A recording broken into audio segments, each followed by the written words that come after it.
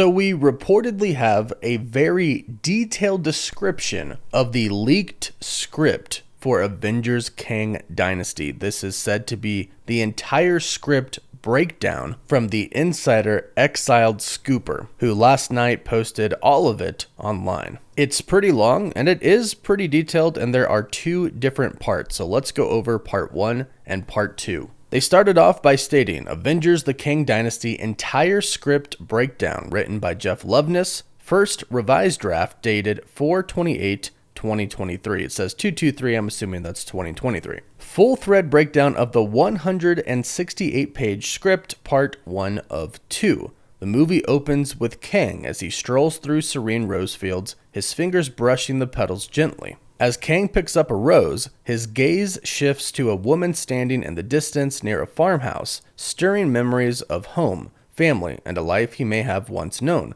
Suddenly, the peaceful scene is shattered by the sound of shouting, pulling Kang out of his daydream and back to a more chaotic reality.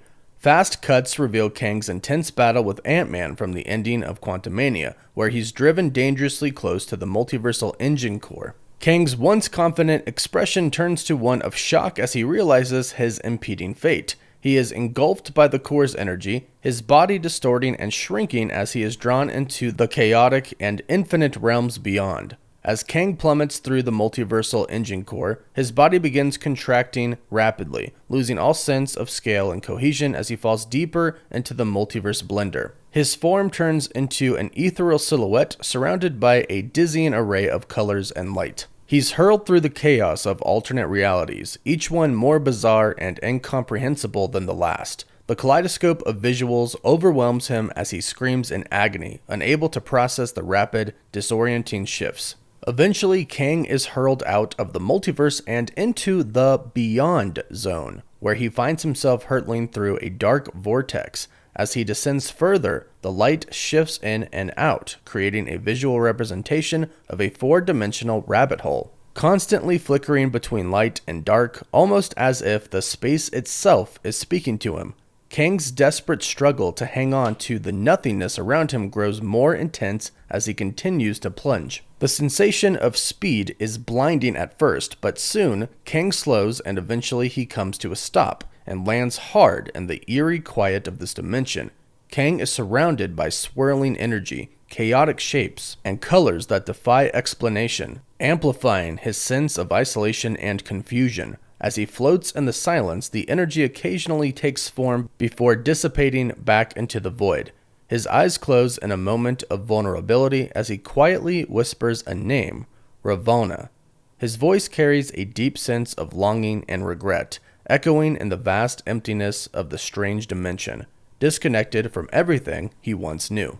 In the chaotic realm known as the Nexus of All Realities, the Watchers, led by Uatu, confront Immortus and the Council of Kangs, who have come to assert their dominance over the multiverse. Using their immense powers, the Watchers manage to freeze the Kang fleet in stasis, holding them at bay. Immortus, calm and authoritative, sits at the head of the table with his lieutenants, the eager to please Ramatut and the skeptical Centurion. Uatu warns Immortus of the consequences of the Council's actions, urging him to reconsider before they destroy everything. However, Immortus dismisses these warnings, asserting that the multiverse can only be saved through his divine rule. The Council of Kangs retaliates, unleashing a devastating, time-warping blast that shatters the Watchers' defenses and undoes their control over the fleet. Immortus, using a temporal rift, banishes Uatu to the edge of time, overpowering the Watchers and erasing them from existence. As Immortus stands victorious, he coldly dismisses Ramatut's quest for approval and reveals his total control over all destinies. The Centurion, still doubtful about Immortus' true motives, expresses concern, but Immortus chillingly asserts that fear is what keeps them alive. With the Watchers gone, the Council of Kangs prepare for battle, unfreezing their warships and setting their sights on Earth 616 to destroy the Avengers and retrieve Shang-Chi's 10 rings and Ms. Marvel's negabands, relics of immense power from the previous multiversal war that could reshape reality and rid the multiverse of all heroes and mutants as they pose a threat to the Kangs. As the nexus of all realities falls into disarray, time and reality begin to slowly fracture.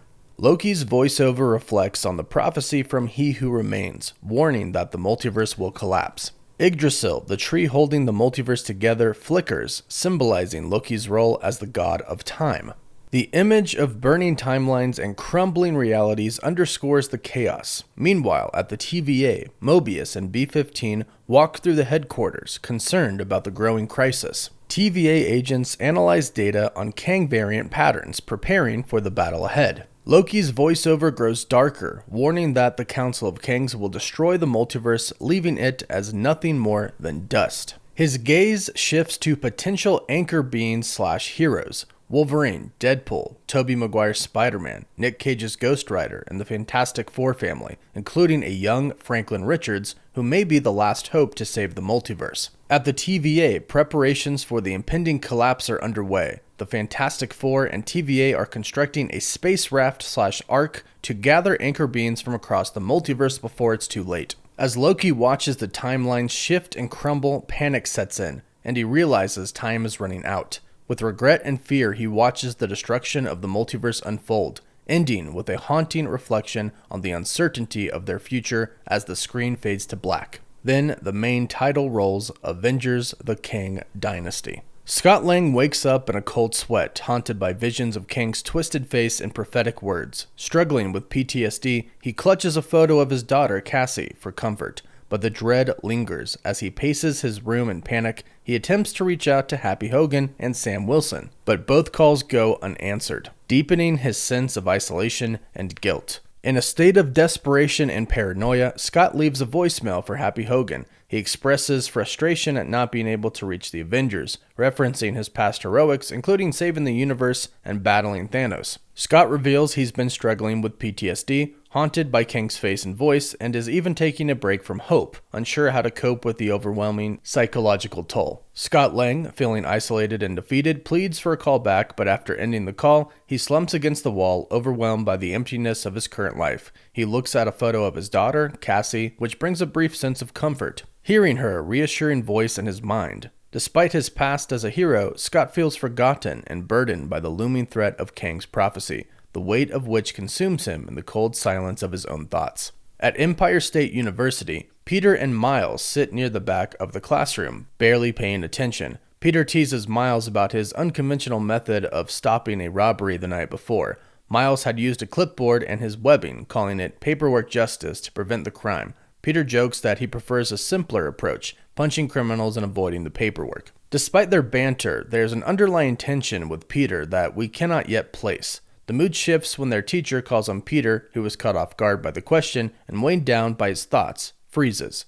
The pressure of the moment intensifies as the class waits, some growing impatient. Sensing Peter's discomfort, Miles offers a quiet, supportive encouragement. Peter manages to snap out of his fog, delivers the answer with a weak example, and forces a smile. His classmates chuckle as the bell rings.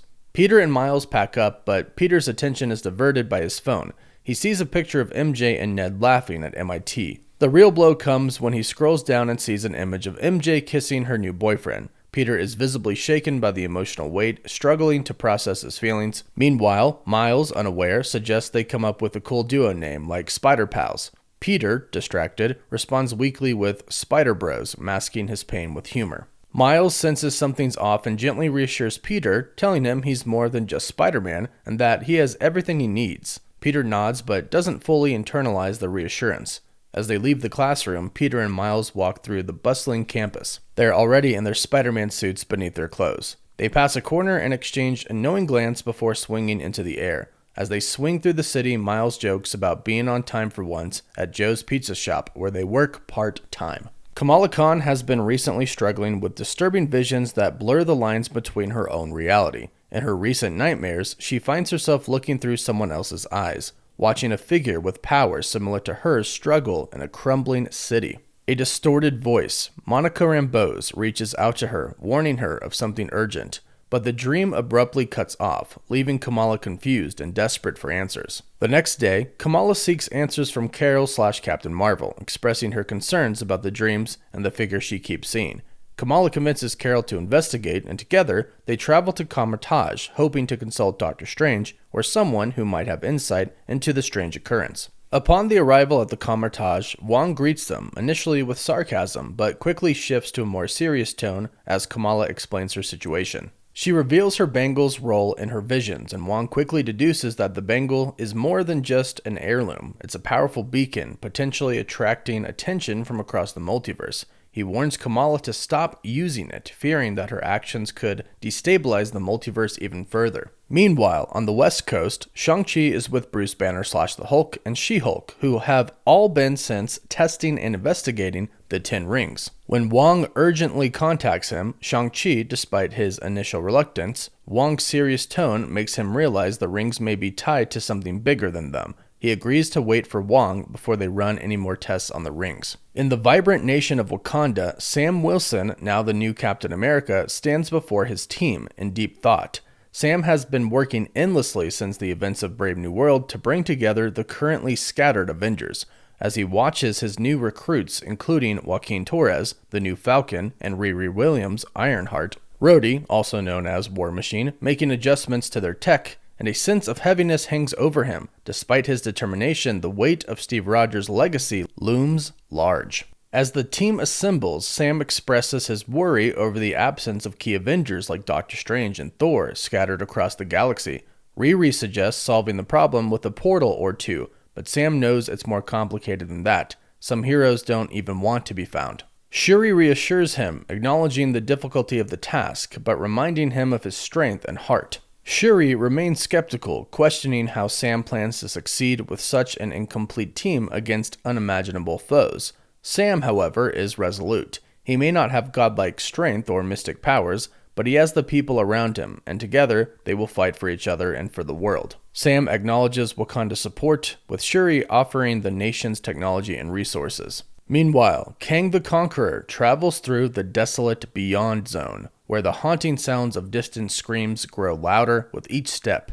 These cries stir painful memories of his lost world, intensifying until they become a maddening presence, drowning him in sorrow and regret. The weight of these sounds forces him to stop, overwhelmed by emotional toll they take on him, as fleeting images of his past life flash in his mind, a stark reminder of the devastation he's endured. Amid the overwhelming cacophony, Kang is confronted by the spectral figure of a child. The child's gaze is filled with sadness and unspoken accusations, causing Kang to hesitate. As the boy's eyes hold him, memories of happier times flood his mind, but they are quickly overshadowed by the guilt of his broken promises.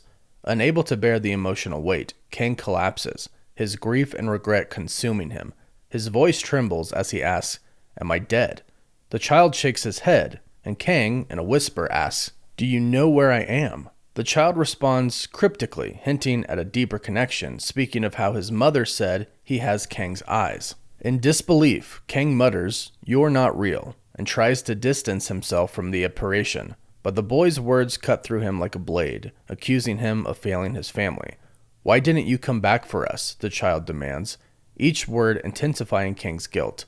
The child's voice trembles with sorrow as he sits beside Kang, accusing him of allowing their deaths. Kang, filled with desperation, pleads that he will find a way to bring them back.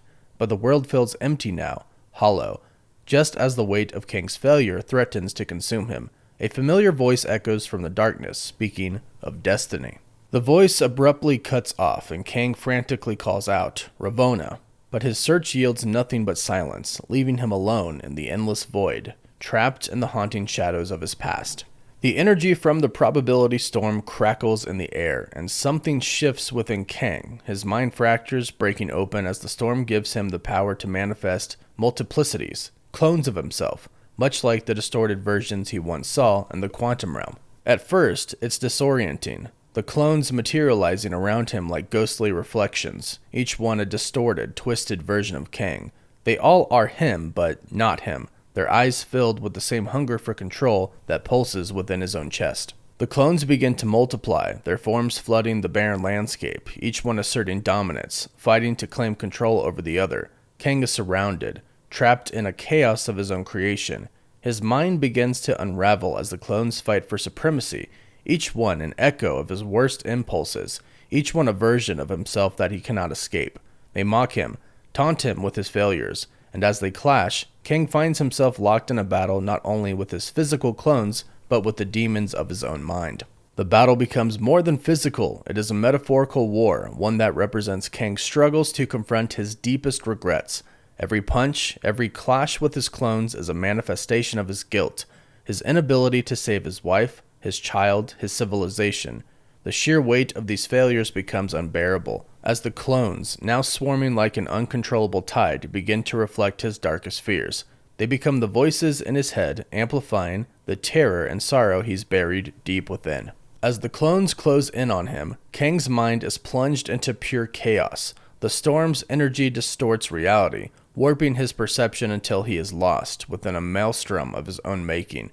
He is no longer sure what is real. His mind, a fractured labyrinth of fractured selves. His past, his failures, his sins all blur together, becoming a cacophony of despair.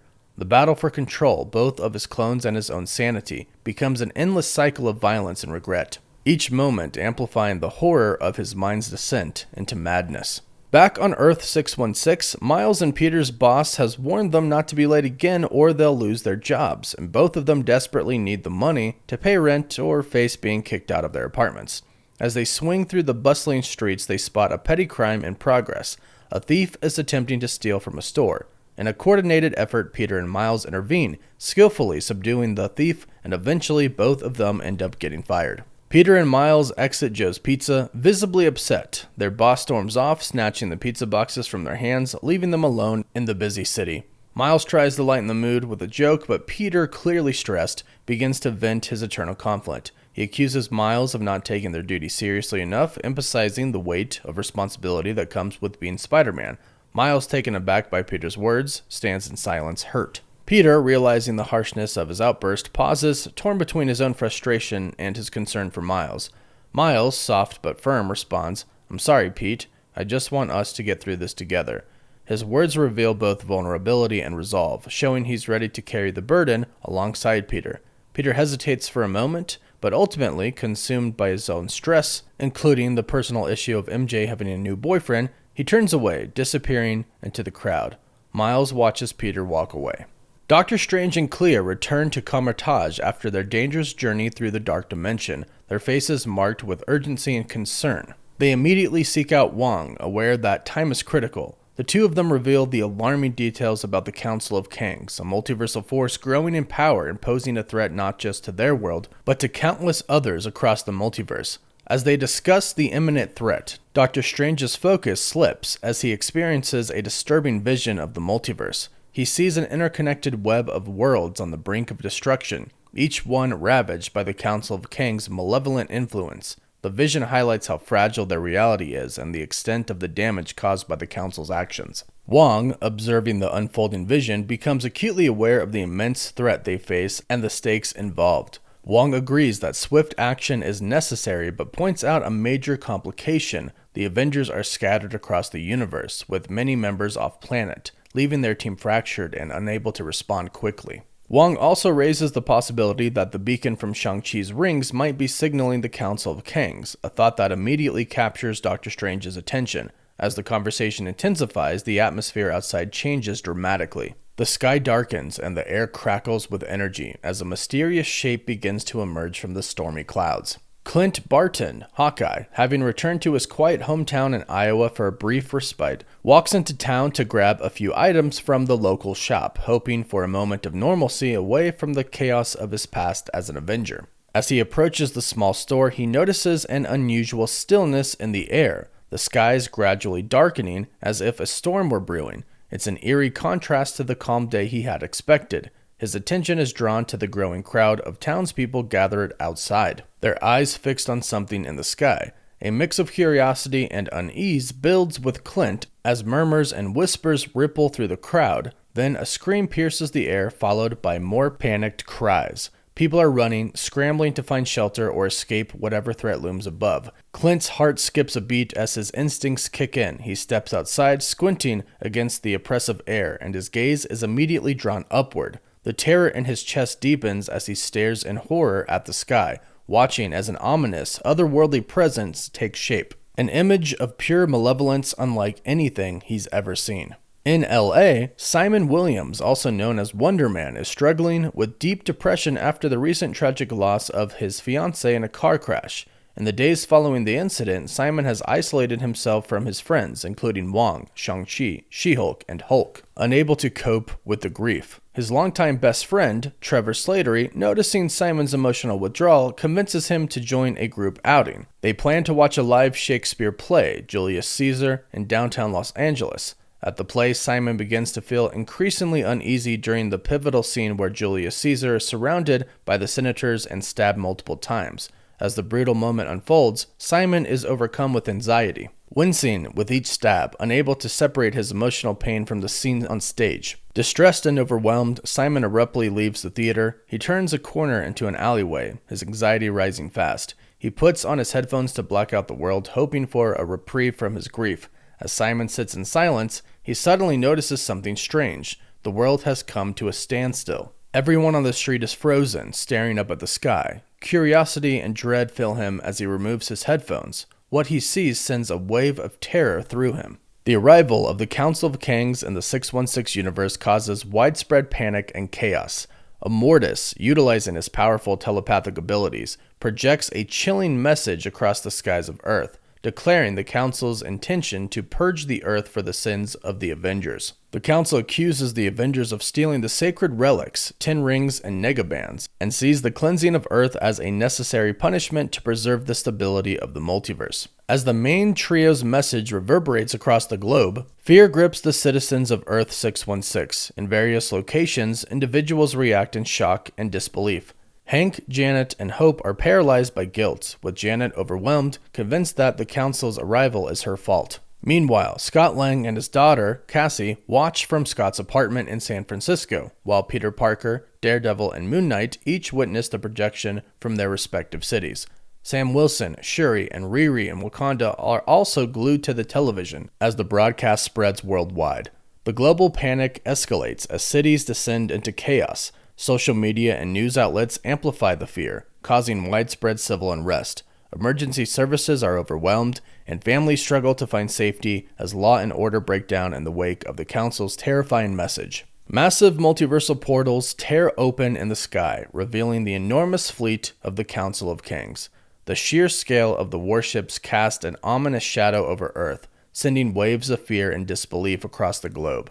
As the ships strategically position themselves above key cities, their intimidating presence overwhelms the populace. The Council of Kangs warships hover menacingly over Earth's major cities, releasing devastating energy blasts that shatter skyscrapers and landmarks with terrifying ease. The attacks are immediate and catastrophic, as iconic structures crumble and entire cityscapes are reduced to rubble. Civilians, caught in the chaos, flee for their lives, running through streets filled with debris, their faces etched with fear and confusion. Elsewhere, Star-Lord and his grandfather sit in a tense, suffocating silence in the church, surrounded by a congregation staring blankly at their phones. The Council of Kangs has issued a cold, merciless warning. Earth's destruction is imminent. The pastor's attempts to guide the service toward prayer feel utterly futile, drowned by the looming terror that fills the room. There is no comfort to be found, only a growing sense of dread as the reality of their fate settles in. Peter feels the weight of the moment, the world crashing down on him as the quiet murmur of the congregation only amplifies the despair his grandfather watches him, silent, the sadness between them unspoken. Outside, the flash of an explosion ignites the horizon. Peter's heart sinks as he calculates the blast's radius, a grim certainty settling over him. He turns to his grandfather, their eyes meeting in shared resignation.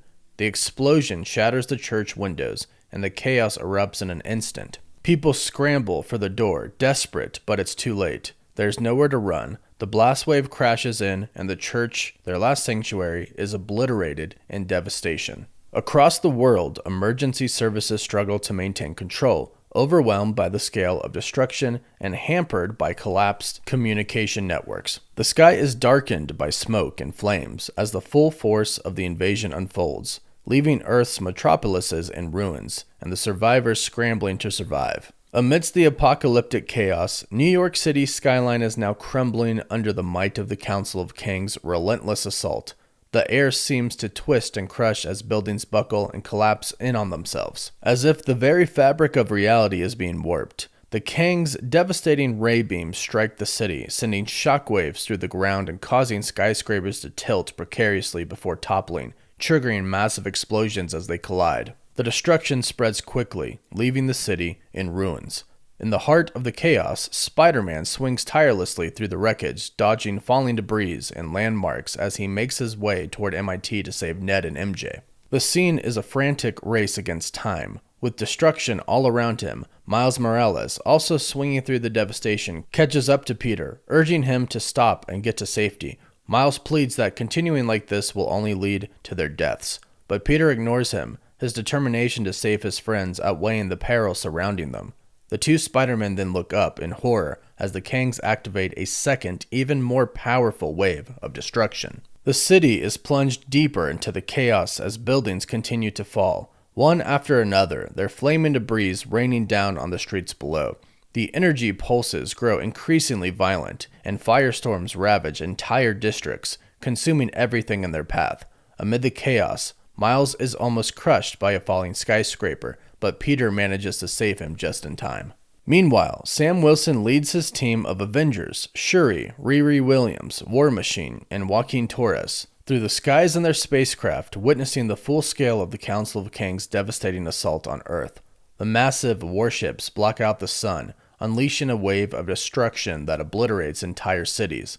Buildings and landmarks are torn from their foundations and hurled into the sky, with entire districts disappearing into the warship's gravitational pull. The team can barely process the chaos below as the cities they once knew are reduced to ruin in seconds. As their spacecraft struggles to stay in control, the Avengers realize they've been caught in the warship's gravitational field, spiraling uncontrollably through the sky. The destruction below intensifies as buildings, landmarks, and people are sucked into the vacuum, tumbling through the air toward the approaching warships. Their ship is thrown across continents, careening from Wakanda and plummeting toward Tokyo. The Avengers' ship is violently tossed, battling against the overwhelming pull of the warships as it heads towards the devastated city. The warship's relentless assault casts an enormous shadow over Tokyo, where entire buildings are ripped from the ground and sucked into the sky. As the Avengers' spacecraft approaches, they navigate through a deadly storm of falling skyscrapers, violent tremors, and energy blasts from the warships, which incinerate everything in their path. Shuri and Torres work tirelessly to steer the craft, narrowly avoiding disaster as the city crumbles beneath them. Tokyo is engulfed in flames, and the Avengers struggle to hold on as the destruction continues. On the West Coast, Cassie, Janet, Hope, and Hank are killed, victims of the unrelenting chaos that has torn the world apart. In the heart of the destruction, Scott finds Cassie, cradles her in his arms, his tears mingling with dust and ash that surrounds them. In a matter of hours, billions are killed as the destruction continues on an unimaginable scale. Most of Earth is transformed into a post-apocalyptic wasteland, with the few remaining nations easily conquered by the Council of Kangs. The once thriving planet is left in utter devastation, with skeletons and charred corpses littering the streets. The fires from the initial attacks burn so intensely that soot and smoke begin to block out the sun, casting the world into perpetual darkness. A nuclear fallout ensues, ushering in a deadly winter, further exacerbating the catastrophe.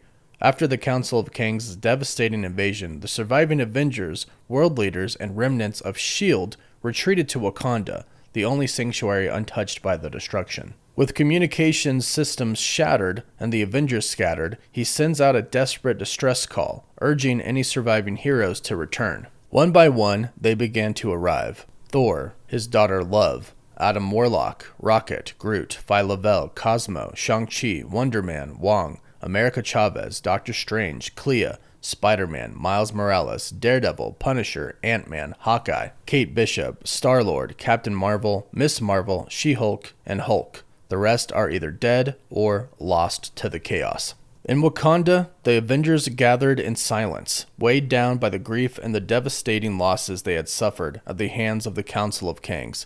Sam Wilson steps forward and reminds the team that, while the Kangs may have shattered their world, they hadn't broken their spirits. Sam's words reignite a spark within the Avengers, urging them to rise again, as they had in the past when faced with insurmountable odds. He emphasized that they were not defeated, and that now, more than ever, it was time to take the fight to the Kangs.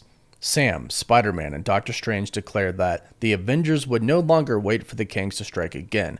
They would lead the charge. Armed with the powerful 10 rings and negabands, Sam urges the team to use these weapons, which the Kangs sought to control, to turn the tide in their favor.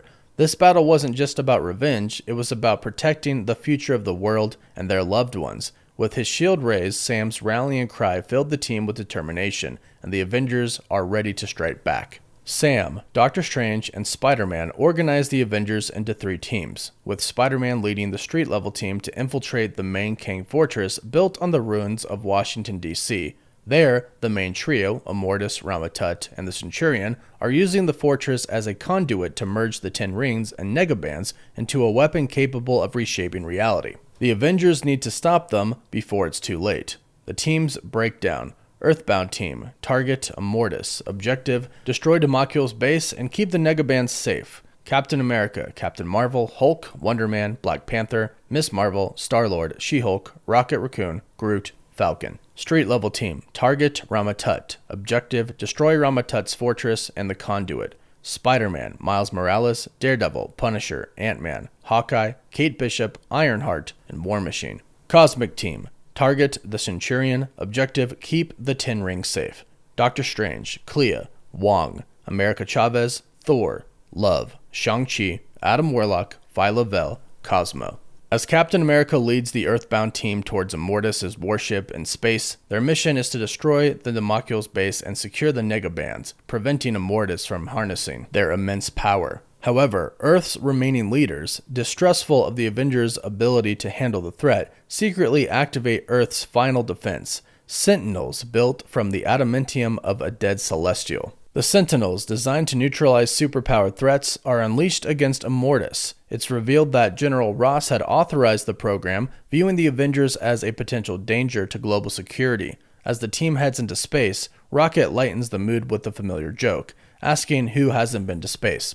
Captain America raises his hand, prompting Rocket to tease him about being a space virgin. Upon reaching Immortus' warship, the team learns the true power of the negabands, which surpass the 10 rings when used correctly. Immortus believes they are the holiest relic in Kang's mythos. The battle rages on between Spider-Man, Miles Morales, and the street-level team as they face off against Rama-Tut and his Kang army as they try to break into the fortress. The battle intensifies with Daredevil and Punisher fighting fiercely to hold their ground. Daredevil uses every ounce of his training, relying on his senses and reflexes to dodge and counter as the Kang variants close in from all directions. The fight reaches a fever pitch as they both become surrounded, outnumbered, but never yielding. In the final moments, Daredevil summons every remaining ounce of strength, leaping into a series of rapid strikes that incapacitate the last 2 waves of variants. His breath is ragged, his body bruised and battered, and he is engulfed by the many Kang variants. During the chaos, Rama-Tut strikes Spider-Man with a powerful blow from his scepter weapon, sending the hero flying across the battlefield. Spider-Man, who is badly beat up and bloody, struggles to get back on his feet, but his injuries are severe and he collapses, barely able to move. Fueled by rage and desperation, Miles Morales steps forward, enraged and determined to confront Rama-Tut. He challenges the villain with defiance in his eyes, refusing to back down despite the overwhelming danger. Rama-Tut, unimpressed, mocks Miles' bravery, finding his actions both foolish and amusing. Spider-Man, barely conscious, watches in horror as Miles stands firm against the tyrant. He reaches out weakly, shouting for Miles to stop, but it's too late. Miles is impaled by Rama-Tut's scepter and killed. Spider-Man watches in horror, unable to move. Doctor Strange and Clea lead the cosmic team in battle against the Centurion in many different realms, including the Gap Junction. During this fight, Love and Phyla-Vell form a deep bond, their friendship growing stronger as they battle together. The Centurion is initially overpowered by Doctor Strange, Clea, Thor, and the others, particularly due to the power of Shang-Chi's 10 rings. As the fight escalates, the entire group is transported to the Quantum Realm. Despite the Centurion's strength, he manages to kill most of the team except for Doctor Strange, Thor, and Shang-Chi, who has leveled up with the aid of the 10 rings. In a moment of defiance, Shang-Chi prevents the Centurion from claiming his father's rings, shouting back in resistance. As Clea succumbs to her injuries, she uses her blade to create a portal back to Earth 616, allowing the surviving heroes a chance to escape. However, the Centurion steals Doctor Strange's sling ring, an important multiversal relic similar to the Ten Rings and Negabands. Doctor Strange convinces the team to leave him behind so he can pursue Centurion through the multiverse, hoping to stop him before it's too late. Along the way, Doctor Strange encounters the Fantastic Four, who inform Doctor Strange of an impending catastrophe that could threaten the survival of his friends and the entire multiverse. Doctor Strange manages to reclaim his sling ring just as the Centurion escapes to Immortus' warship. The Fantastic Four introduce Strange to the TVA, warning him that something monumental is about to occur. They ask for his help, as only he may be able to prevent the disaster and ensure his friends' survival. During the intense battle in space, the Earthbound team suffers heavy casualties, with most of the Avengers dying, including Black Panther, Star-Lord, and Captain Marvel. Immortus and his army succeed in retrieving one of the Negabands, and a desperate fight ensues for the second band. The heroes, battered and outnumbered, realize they cannot hold on much longer. In a moment of self-sacrifice, Wonder Man decides to give his life for the cause, believing that his late fiancée would have wanted him to do something great, even though he had never believed in himself. Grabbing the second Negaband, he urges the others to escape and activates its power, fusing it with his already immense ionic energy. Transformed into a near Super Saiyan state, Wonder Man charges at Immortus and his fleet of Kang warships, intending to destroy them and the Negabands in one final kamikaze-like act. Immortus, using the other Negaband, charges at Wonder Man, and the collision sends shockwaves through the galaxy.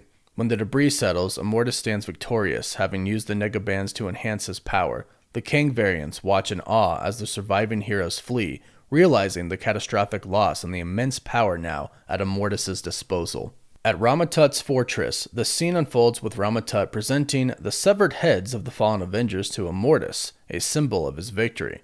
Immortus watches oddly as Ramatut, like a sycophant, grovels at his feet, eager to please his master. Despite Ramatut's outward display of loyalty, hints emerge of Immortus' Machiavellian nature as he subtly manipulates Ramatut, turning the weaker-minded ruler against Centurion. Immortus, now empowered by the Negabands, seized with anger over Centurion's failure to capture the Ten Rings. His ambitions grow even larger. Centurion, feeling cornered and betrayed by both Ramatut and Immortus, tries to strike back in desperate act of defiance. However, Immortus' newfound power, thanks to the Negabands, proves overwhelming. With a sadistic grin, Immortus absorbs Centurion's energy, consuming both his essence and his soul, making him even more powerful. The rest of the Council of Kangs, including Ramatut, watch in stunned silence as Immortus squashes the attempted coup, solidifying his dominance. Ramatut, now completely subjugated, cowers before Immortus and pledges his undying loyalty to him as the true Kang Prime.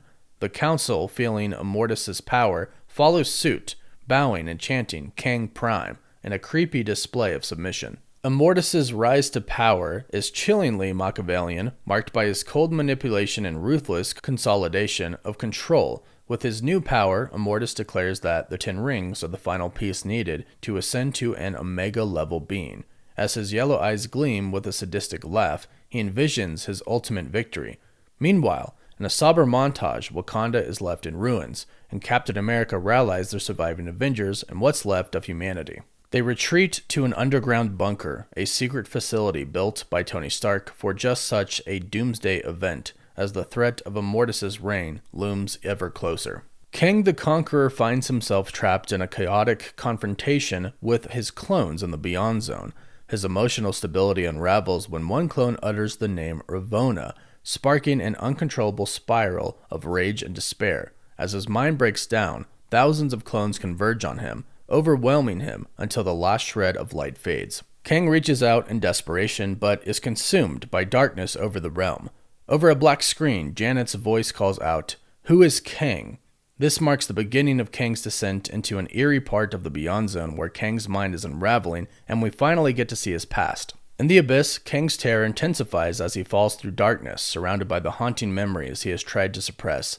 Flashbacks of his childhood with Ravonna, running hand in hand through a wheat field, fill his mind, quickly followed by scenes of massacres he committed, exterminating timelines and killing innocent civilians across multiple worlds. The flashbacks become more intense, showing Kang's deep love for Ravonna as teenagers and their eventual marriage. However, his love is overshadowed by his brutal acts of violence, including the slaughter of many different variants of the Avengers. The abyss around him grows darker, and Kang's cries for help echo into the void as he recalls moments of tenderness with Ravonna, like holding her pregnant belly. Yet his atrocities continue to haunt him, with images of him murdering more innocent lives and the variants of those he once cherished. Kang's emotional agony deepens as he plunges further into the probability storm. As he falls, the last bit of light extinguishes, and he is enveloped by the cold, isolating dark. He realizes that if he is to escape this mental prison and save reality, he must first conquer his mind. Allowing his demons to consume him, Kang finally makes peace with the idea that his actions, though horrific, were necessary for the survival of the multiverse. He remembers his love for Ravonna, and as everything around him bursts into flames, he faces the truth. His war with many different Avengers and his destruction of countless universes was all to prevent a greater catastrophe at the hands of the Council of Kangs. His hands are stained with the blood of trillions, yet he feels no other choice but to continue down this path of destruction. He must save the multiverse from his variants. As Kang faces the consequences of his decisions, his mind returns to the moment he last saw Ravonna. The two argued bitterly before his departure to wage war on the other Kangs. Ravonna begged him to stay, reminding him that fate had a different path for them, but Kang refused to listen, driven by paranoia and the belief that he must protect their future at any cost. Through the powers of the Beyond Zone, Kang astral projects himself to relive that moment, pleading with his former self to stop and cherish what he had. But his former self leaves, and Ravonna is left weeping alone. The vision leaves Kang broken and consumed by regret. Kang's journey continues as he is ambushed and captured by the Council of Kangs, his trial held in a sadistic amphitheater where the other Kangs revel in his misery. Immortus, Ramatut, and Centurion sentence him to exile and punishment, which Kang accepts with defiance, though he pleads for his wife's safety. Immortus coldly informs him that Ravonna and his kingdom will meet him in the afterlife, further crushing Kang's spirit. As he is led to his execution, Kang remembers moments of tenderness with Ravonna, when he held her pregnant belly, and when he leapt from his throne to catch her as she fell. Just as he faces exile, Kang makes a daring escape, blasting off into the multiverse, hands outstretched in a desperate attempt to save what he once loved. Kang's journey reaches a devastating conclusion as he crash lands back in his destroyed world. His kingdom is in ruins, the wheat fields and apple trees burned, leaving only the skeleton of his former life. Terrified, he approaches the site where Ravonna's body is hanged, barely recognizable in its horrific state. His grief overwhelms him and he collapses, digging her grave in the blackened earth. As he buries her, he speaks through his tears, telling her to wait for him in the shadow of the trees. But as Kang mourns, the Council of Kangs appears once again. In his despair, Kang reaches out to create a circle in the dirt, symbolizing his goal for a singular, perfect timeline. His timeline, free of the chaos he believes the other Kangs have wrought. His vengeance and resolve grows as he stands, sand slipping from his fist, facing the Council of Kangs, eyes filled with fury. Kang is recaptured, but not before Immortus rips the tracking beacon from his chair, mocking him. The Council begins the exiling procedure, their devices poised to send Kang to the quantum realm. As they fire, Kang's anger erupts, yelling that he will find them, vowing vengeance as his chair is sabotaged. The soundtrack swells as he struggles, but soon the scene shifts. In the present, Kang sobs alone, surrounded by his clones who silently watch him. Clutching the necklace he once gave to Ravonna, Kang's tears fall onto it, but as they do, his emotional pain transforms into determination. His probability, selves/clones begin to merge with him, chanting his name, Kang, Kang, Kang. Their cries fuel him, and Kang ascends out of the probability storm, rapidly moving through dimensions as his suit repairs itself. His power grows as he absorbs the essence of the multiverse, eventually transforming into the one true Kang Prime, aka Beyonder Kang, an all-powerful being, ready to exact his vengeance on the Council of Kangs. Kang's emotional journey is one of profound tragedy and existential transformation. From a man torn by guilt and loss, he becomes a being of immense power, consumed by a desire for vengeance. Kang and his legions of clones are now headed to Earth 616 to destroy the Council of Kangs once and for all. The sky above is a haunting green, acid rain falling relentlessly as lightning cracks through the toxic clouds. The world below is a nuclear winter, a scene painted like Dante's Inferno, where thunder rumbles ominously. Captain America has gathered the last surviving Avengers and remnants of humanity in a massive underground bunker designed by Tony Stark for global disaster. The remaining Avengers include Thor, Ant-Man, Spider-Man, Shang-Chi, Ms. Marvel, and Hulk. It's presumed that Doctor Strange perished while pursuing the Centurion. Thor is devastated by the loss of his family, wishing for his own death, but he remains steadfast in his mission to protect the Ten Rings, refusing to let the Kangs retrieve them. The group knows their time is running out. The Council of Kangs will soon arrive, drawn by the beacon from the Ten Rings. The legions of Kangs eventually surround the bunker. Captain America makes his final stand. With Shang-Chi wearing the Ten Rings and the rest of the Avengers by his side, he faces the encroaching legions. Standing tall in defiance, they are ready to die, protecting their last remnants of humanity. The moment is eerily reminiscent of the battle at the Hot Gates, with Rama-Tut now acting as Immortus' emissary, having merged his armor with Centurion's remains. Rama-Tut demands they bow before Kang Prime, threatening their destruction. Captain America offers his life in exchange for the other's survival, but Immortus sees his bravery as both foolish and impressive. Instead, Immortus offers Sam a dark choice: to serve as their messenger of death, using the Ten Rings to execute superheroes and mutants across the multiverse. Immortus offers Sam magic and cosmic powers, claiming that Captain America's legacy is nothing compared to Steve Rogers. In a moment of agony, Captain America looks at a shield once held by Steve Rogers, now tightly grasped in his own hands. As time seems slow, Sam's memories flash before him, smiling faces of the original Avengers. Would Steve understand? With his head bowed, Sam stands tall once more, casting aside the shield and defying Immortus' demand. "Avengers, assemble," he yells, signaling the remaining Avengers to launch a kamikaze-style attack. Red Wing, activated from Sam's suit, sends Immortus' coordinates to him. Sam, fueled by determination, rises into the air, shield in hand. He hurls the shield towards Immortus, but Rama-Tut intercepts with a barrage of energy blasts. Despite the efforts to stop it, the shield grazes Immortus' head, throwing him violently backward. For a brief moment, doubt flickers in Rama-Tut's eyes as Immortus, now bleeding, rises in fury, demanding the Kangs finish the Avengers. Captain America falls, gravely wounded, unable to stop the slaughter of his friends. As he reaches out to Ant-Man, the dying hero's tears reflect his guilt. "This is all my fault," Ant-Man admits, but Captain America reassures him, "You fought like a true Avenger. Your daughter would be proud." Meanwhile, Immortus fights to seize the Ten Rings from Shang-Chi, delivering a fatal blow. As Shang-Chi falls, his body convulses under the mystical energy, and the light in his eye fades and the rings fall off his dead body. Immortus, eyes burning with the hope of ultimate power, steps forward, stretching his hands toward the Ten Rings as their beacon grows louder with every passing second. The air hums with energy, and Immortus' voice rings out, commanding, "Come to me, my relics." His words seem to shake the very ground beneath him. As he advances, the Ten Rings begin to lift, vibrating with power, their movements almost as if responding to his call. Then, in a sudden surge of energy, they shoot upward into the nuclear winter skies, disappearing into the dark, toxic clouds above. The ground shakes violently, a strange rumble building as Ant-Man looks to the skies. A figure descends from the clouds, almost godlike. Kang the Conqueror, now empowered as Kang Prime, hovers down from the nuclear winter storm, the Ten Rings glowing with intense energy, the beacon now eerily dim. Ant-Man, weak and on the verge of death, points at him, whispering, "It's him. That's Kang." Rama-Tut, horrified, cries out, "The Conqueror." Immortus and the rest of the council are paralyzed with fear as Kang, now wielding unimaginable power, hovers above them. Immortus is stunned when Kang Prime suddenly hovers over them, surrounded by his vast army of clones who snarl like wild beasts.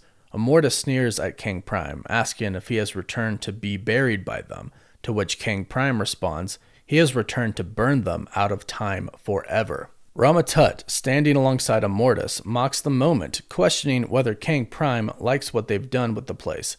Kang Prime's only answer is, "It ends tonight." Immortus, ever confident, vows to erase Kang from all timelines in existence, even going as far as to claim that history will forget Kang and his world. He cruelly taunts Kang by revealing that Ravonna, Kang's beloved, was tortured and degraded by them. This infuriates Kang Prime, who unleashes a legion of his clones, forming a protective barrier around him. He proclaims, "Now, you all will know that I am the King who wins." With his clones, Kang Prime charges at Immortus and the rest of the Council. The Great Multiversal War has begun. Kang Prime, who commands his clones from the Beyond Zone, who overwhelm the Kang Council, tearing them apart in brutal, bloody battle. Kang Prime faces off with Immortus and Ramatut in an epic confrontation that spans across countless multiverses. Reminiscent of Doctor Strange's journey through the multiverse, their battle grows so intense that it begins to destabilize reality itself. Meanwhile, Loki struggles to hold on to the timelines as they collapse. Desperate, the TVA, Doctor Strange, the Fantastic Four, Deadpool, Wolverine, Nick Cage's Ghost Rider, and Tobey Maguire's Spider-Man arrive, attempting to save the remaining Avengers in a vessel known as the Ark, a life raft created to protect essential beings.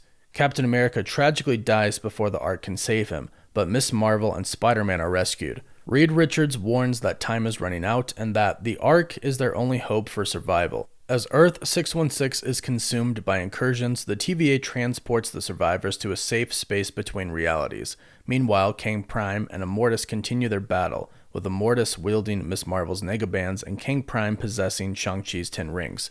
Their fight takes them through and around the multiversal tree, causing the very fabric of the multiverse to deteriorate due to the immense power of the relics. Kang Prime delivers a crushing blow to Immortus, sending him hurtling through the multiversal branches.